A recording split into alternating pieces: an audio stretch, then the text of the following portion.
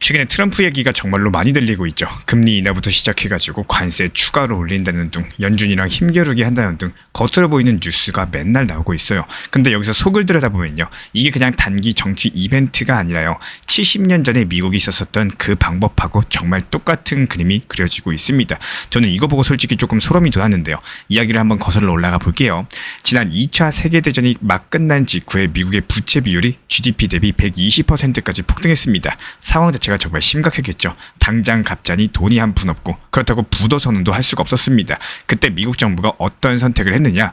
금리를 강제로 눌러놓고 물가는 의도적으로 올려버렸습니다. 미국 연준이 국채금리를 2.5% 수준에 묶어버리고 물가는 매년 4에서 6%씩 상승을 시켰는데요. 이러면 어떤 일이 벌어질까요? 채권을 산 사람들은 전부 다 손해를 봅니다. 서민들이 은행에 넣어둔 예금 가치도 매년 깎입니다. 하지만 정부 부채는 어떻게 될까요? 그냥 가만히 냅둬도 시간이 갚아줍니다. 이거를 경제학에서는 금융억압이라고 부르고, 그때 정부가 뭐라고 했는지 아시나요? 국가 재건을 위해 가지고 모두가 고통을 분담을 해야 된다. 듣기에는 그럴듯하죠. 그런데 현실은 서민들의 지갑이 매년 얇아지면서 정부 빚만 홀가분해진 거였습니다. 그러면 이제 시계를 현재로 돌려볼게요. 지금 트럼프가 하려는 그림을 보면요, 관세 정책으로 경기를 일부러 꺾습니다. 미국 연준은 긴축을 유지하다가 어느 순간부터 금리를 확 낮춥니다. 그 상태에서 인플레이션은 유지가 됩니다. 이러면은 부채는 조용히 녹아내리겠죠. 70년 전 시나리오랑 거의 복사 붙여넣기 수준인 거고, 그리고 여기서 중요한 거는 이게 우연이 아닐 수도 있다는 겁니다. 이미 1940에서 50년대에 효과를 봤던 방법이고요.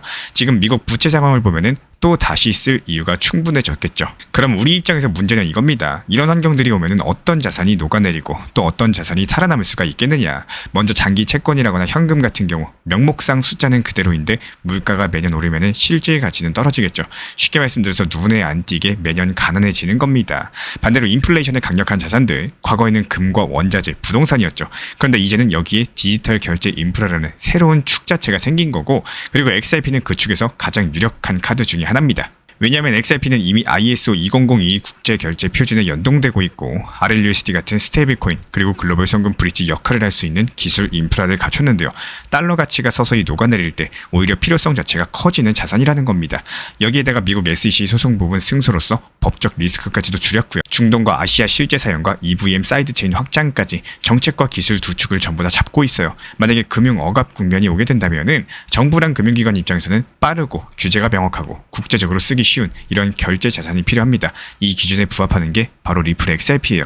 그래서 저는 이렇게 바라봅니다. 이 시나리오가 현실이 되면은 가격 차트를 보는 것보다 구조를 먼저 보셔야 된다는 거. 그리고 그 구조 속에서 살아남을 수 있는 자산, 심지어 역할이 커질 자산을 골라야 됩니다. 그게 현재 시점에서는 XRP의 가능성이 높다라고 보는 거고, 역사는 결국에 반복이 돼요. 다만 이번에는 그 역사를 미리 읽은 사람들이 주도권을 가질 수가 있다는 겁니다. 그게 바로 우리가 준비해야 될 시점이라고 생각을 하고요. 그리고 요즘에 XRP 얘기 중에 제일 자극적인 게 뭔지 아시나요? 바로 장기적으로 $1000 간다라는 전망입니다. 듣자마자 심장이 두근두근 되는 숫자죠. 근데 동시에 이런 얘기도 나옵니다. 현실적으로는 $10가 최대일 거다. 자, 그럼 질문 하나 드려볼게요. 대체 XRP $1000 그리고 XRP $10 중에 어느 쪽이 맞을까요? 그리고 우리 구독자분들께서는 어떻게 생각을 하시나요? 자, 이렇게 댓글로 한번 남겨주시고, 저도 처음에는 XRP $1000 얘기 들었을 때 궁금하긴 했습니다. 그래서 계산기 한번 두드려 봤어요. 현재 XRP 가격이 어떻습니까? $3 초반이죠. 순환 공급량이 593억 개 정도인데, 여기서 $1000가 되면 시가총액이 5조 9천억 달러입니다. 그리고 여기서 끝이 아니에요. 완전 희석 기준으로 계산했을 때 102조 달러. 이게 어느 정도냐? 전 세계 GDP가 약 113조 달러입니다. 그러니까 즉 XRP 하나로서 전 세계 경제 규모를 거의 다 씹어먹는 수준이 된다는 거예요. 이런 것들이 단순히 가격이 오를까 말까의 차원이 아니고 전 세계 금융 질서가 송두리째 재편되는 시나리오가 될 겁니다. 그러면 어떤 상황이어야 되느냐? 달러를 중심으로 한 국제 결제망이 무너지면서 XRP가 토크나 자산, 외환, 심지어 국채 수합까지도 모두 다 연결해버리는 글로벌 브릿지로서 자리를 잡아야 됩니다. 그리고 각국의 정부, 중앙은행들이 XRP를 결제량 준비통화로 받아들이는 수준이 되어야 돼요. 쉽게 말씀드려서 세대 교체급의 금융 대전환이 거의 혁명급으로 일어나야지 가능한 일입니다. 그런데 지금 현실을 보세요. 어떻습니까? 단기랑 중기로 놓고 봤을 때 훨씬 더 설득력 있는 시나리오는 $5에서 $10 구간입니다. 왜냐하면 기술적으로 이미 하루 차트에서 55% 깊이의 핸드 패턴을 만들었고요. 상단이 $3.39예요. 이걸 돌파하면 측정 목표가가 $5.2 정도까지도 나옵니다. 여기서 시가총액을 계산해봐도 약 $3천억. 이거는 글로벌 자금 유입으로는 충분히 가능한 수치겠죠. 그리고 최근에 고래들까지도 움직였어요. 지난 4일 동안 1억에서 10억 개의 XRP를 가진 주소들이 XRP 12억 개 이상을 추가로 매집을 했습니다. 달러로 환산했을 때 약 $38억 $10달러 규모고요. 이 숫자를 봤을 때 단순한 투기 매수는 아니구나라고 생각을 했습니다. 큰 손들은 시세 단기 변동보다 구조적인 포지션을 잡을 때 이렇게 들어와요. 물론 단기 변동성은 피할 수가 없겠지만 지금도 유통 물량의 95% 이상이 이득 구간에 있어가지고 역사적으로 봤을 때 보통 이런 때가 시장 정점입니다. 그런데 XRP를 보면은 예외를 보인 적도 있었죠. 예전에도 정점 시그널이 떴었는데도 가격이 그대로 더 올라간 사례도 있었고 이게 심리를 헷갈리게 만듭니다. 그래서 저는 이렇게 바라봐요. XRP $1000요. 가능성 자체를 부정하진 않지만 그건 지금 얘기할 문제가 아니라는 거. $5에서 $10 구간을 전략적인 목표로 먼저 두고 나서 그런 과정에서 고래들의 매집 패턴, 글로벌 인프라 확장, 그리고 제도권 편입 흐름을 함께 체크하는 게 현실적인 접근이 될 겁니다. 그리고 마지막으로 이거는 꼭 말씀을 드리고 싶어요. 우리가 이 시장에서 오래 살아남고자 한다면은 숫자보다 구조를 먼저 보셔야 된다는 거. 구조가 바뀌면은 가격은 따라옵니다. XRP가 금융 인프라 안에서 어떤 역할을 맡게 되는지 그 변화를 읽는 게 결국에 투자 성패를 가리게 되는 거고 저는 이번 $1000 논쟁 보면서 가격 토론보다도 훨씬 더 중요한 게 있다는 것을 다시 느꼈습니다. 바로 이게 왜 중요한 시기인지 이런 것들을 아는 건데요. 앞으로 시장 같은 경우는 구조를 읽는 사람 그리고 숫자만 쫓는 사람으로 나뉘게 될 거예요. 그리고 결과는 이미 정해져 있습니다. 지금도 많이 계시는 구독자분들께서 댓글뿐만 아니라 직접 문의로도 많이 물어보신 내용이 있는데 바로 XRP 락업 해지와 관련된 이야기입니다. 이거 풀리면 하락하는 거 아닌가요? 지금이라도 XRP 매도해야 되나요? 계속 들고 있어도 괜찮을까요? 뭐 이런 식으로 정말 다양한 질문들이 많이 왔는데요. 먼저 투자시장에서 모든 일에 대해서 미리 겁먹고 반응할 필요는 없겠죠. 물론 사전에 대응이 필요한 중요한 이슈들은 분명히 있습니다. 하지만 100가지 뉴스가 있으면 그걸 전부 다 대응하려고 하면 이 시장에서 절대 살아남기가 어렵다는 겁니다. 실제로 제가 운영드리고 있는 리플 커뮤니티에서도요 이미 이 부분에 대해서 미리미리 말씀드렸습니다. 그 자료를 보면서 편하게 한번 설명드려 보자면은 최근 시장에서 상당히 많은 분들께서 5억 개 XRP 락업 폐쇄 뉴스에 놀라셨죠. 언론에서는 약 2,300억 원 규모의 물량이 풀린다라고 하면서 매도 폭탄이라는 자극적인 단어까지도 쓰기도 했습니다. 그런데 이걸 조금 차분하게 뜯어보면요 생각보다 훨씬 더 단순한 구조를 가지고 있어요. 리플의 락업 폐쇄 자체가 갑자기 생긴 이벤트가 아니라는 거고 이미 2017년부터 매달 1일마다 정해진 절차로서 진행이 되고 있죠. 매월 10억 개를 에스크로에서 풀고 실제 필요한 만큼만 쓰고 나머지는 다시 에스크로로 다시 락업을 합니다. 이번 5억 개 역시 마찬가지로 그 월간 10억 개 중에 일부일 가능성이 큰 거고 게다가 이번에도 비슷한 시점에 수억 개 정도가 이미 재락업이 된 게 확인이 됐습니다. 즉 이번 해제가 곧바로 5억 개가 시장에 던져진다라는 뜻은 아니라는 거예요. 결국의 핵심은 이겁니다. 이번 5억 XRP 락업 해제는 예정된 월간 일정의 일부일 가능성이 높은 거고 진짜 영향력은 그 물량이 어디로 흘러가느냐에 달려있다는 거. 그래서 락업 해제는 폭락이다. 이런 단순한 공식 대신에 제 락업 규모랑 온체인 자금 흐름을 꾸준하게 체크하는 게 훨씬 더 현명할 겁니다. 이런 구조들을 이해하고 있으면요. 시장의 공포에도 쉽게 휘둘리지 않으면서 내 투자 심리까지도 지켜나갈 수가 있기 때문에 반드시 기억하셔야 될 게 있어요. 지금이 진짜로 위험한 시기인 건지 아니면 오히려 활용할 수 있는 공포 구간인 건지 이런 것들을 구분할 줄 아는 눈이 있어야 됩니다. 불과 12개월 전에 리플이 2,500원, 2,700원일 때 공포다, 손절해야 된다 이런 말에 휩쓸려가지고 매도한 분들도 있으셨죠. 하지만 반대로 그 시점을 저점이라고 보고 공포에 과감하게 매수하신 분들도 있었습니다. 결국에 가격은 누구에게나 똑같이 찾아와요. 4,900원이라는 단기 고점도 모든 투자자에게 똑같이 왔습니다.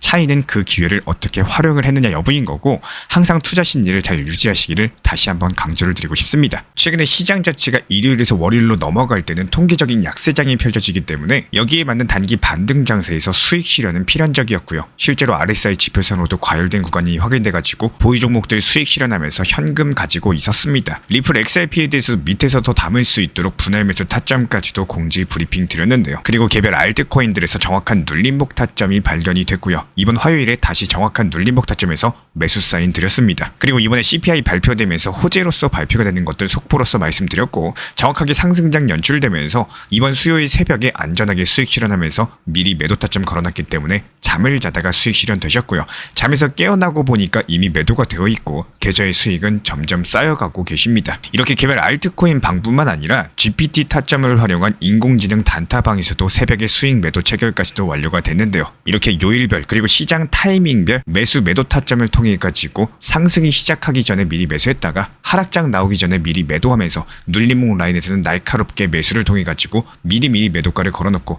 또 잠을 자고 일어나 보니까 수익이 체결될 수 있도록 타점 설정까지도 도움드리고 있습니다. 현재 현금 비중 자체가 증가되었기 때문에 때문에 다시 또 눌림목 타점에서 매수 사인 드릴 예정이고요. 이런 부분들에 대해서 실시간 정보 받아보고 싶으신 분들은 현재 보이시는 번호로서 문자 신청 주시면은 바로 입장 도움 드리도록 하겠습니다. 현재 총 3개 방으로 구성이 되어 있어요. 첫 번째 방은 리플 타점방, 그리고 두 번째는 알트코인 단타방, 그리고 세 번째 방은 GPT를 활용한 인공지능 타점방입니다. 3개 방 전부 다 입장 도움 드리고 있기 때문에 현재 보이시는 번호로서 문자 신청 주시면 됩니다. 이번에도 리플 4,850원에 매도하면서 눌림목 4,150원 구간에서 다시 매수 완료했습니다. 근데 여기서 중요한 건요, 우리 신사 채널에서는 리플 코인 한 개만 보는 게 아니라는 거예요. 리플은 일정 비중만 유지하시되 사고 팔고 반복하면서 투트랙 전략을 통해 가지고 알트코인들도 같이 병행을 하고 있습니다. 이번에도 도지코인 276원에 잡아가지고 370원에 익절 완료했고요. 다시 한번 눌리면서 타점 진입했었죠. 이런 식으로 다른 알트들 타점 잡고 단타 돌리는 중인데 지금 수익 흐름 자체가 아주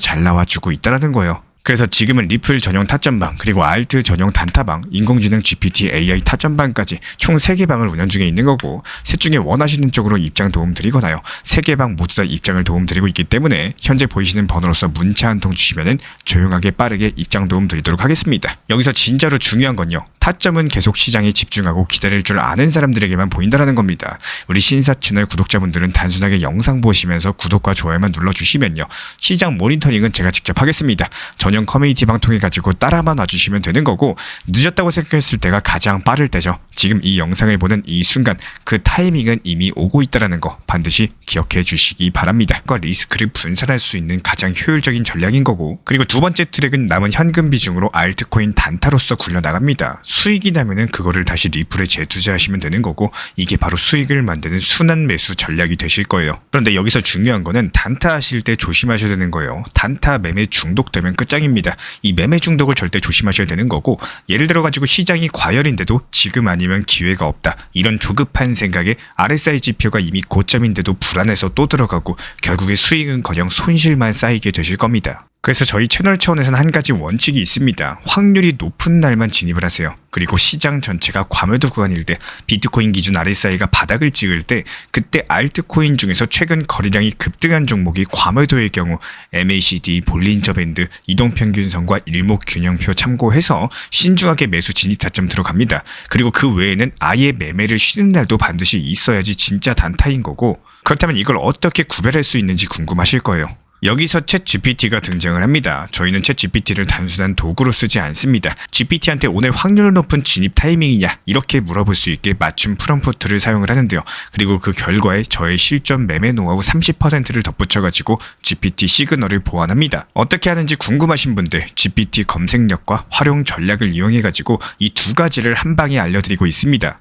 현재 보이시는 번호로서 리플 단타라고 문자 남겨주세요. 지금 이 영상 보신 분들에게만 오픈합니다. 그냥 GPT 쓰는 법이 아니라 투자로 연결되는 GPT 사용법 지금 바로 알려드리도록 하겠습니다. 제가 안내해드리고 있는 코인 신사 채널 멤버십 전용방에 대해서 짧게 설명드려 보도록 하겠습니다. 리플, 암호화폐 시장에 대한 중요한 이슈, 그리고 브리핑이나 시장의 흐름에 대한 전문적인 분석 내용 설명과 함께 차트상의 기술적 분석, 온체인 지표와 투자 심리에 대한 내용들을 같이 안내 도움 드리고 있고, 가장 중요한 투자 심리를 컨트롤하기 위해서 포트폴리오의 구성에 대한 노하우, 투자 심리 컨트롤에 대한 내용도 같이 안내 드리고 있습니다. 코인 신사 스터디 멤버십 가입하신 분들께서는 아래 번호 혹은 신청 링크 통해서 남겨주시면 제가 연락드리고 있고, 안내 설명과 함께 신사 채널 리플 전용 멤버십 방에도 입장 안내 설명드리고 있습니다.